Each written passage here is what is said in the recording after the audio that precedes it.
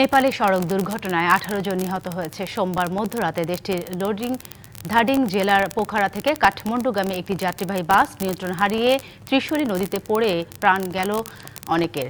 প্রাণহানির এই ঘটনায় নিহতদের মধ্যে নিউজিল্যান্ডের 2 পর্যটকও রয়েছেন। দেশটির সংবাদ মাধ্যম কাঠমান্ডু পোস্ট জানিয়েছে, পোখারা থেকে কাঠমান্ডুর উদ্দেশ্যে রওনা হওয়া বাসটি রাত আনুমানিক 1টার দিকে ধাডিং জেলার বেনিঘাট রোরাং পৌরসভার বৈসাপাটি এলাকার কাছে পৃথ্বী মহাসড়কে নিয়ন্ত্রণ হারিয়ে প্রায় 300 মিটার নিচে ত্রিশূলী নদীর তীরে পড়ে যায়। ঘটনাস্থলে নিহত হয় বেশ কয়েকজন, দুমড়ে মুচড়ে যায় বাসটি। ধাডিং জেলা ট্রাফিক পুলিশ কার্যালয়ের প্রধান শিশির থাপা জানিয়েছেন, নিহতের সংখ্যা বেড়ে 18 জনে দাঁড়িয়েছে। নিহতদের মধ্যে 12 জন পুরুষ ও 6 জন নারী।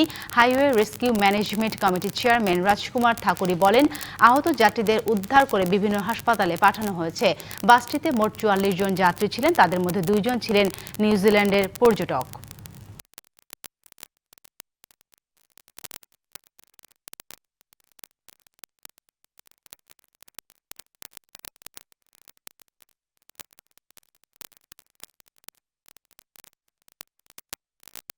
বিশ্বের নানা প্রান্ত থেকে রেমিটেন্স লেনদেনে নগদ নিয়ে এলো হার না মানা হার অফার। সর্বনিম্ন 10,000 টাকার রেমিটেন্স নগদে পাঠালে স্বর্ণের হার জেতার সুযোগ।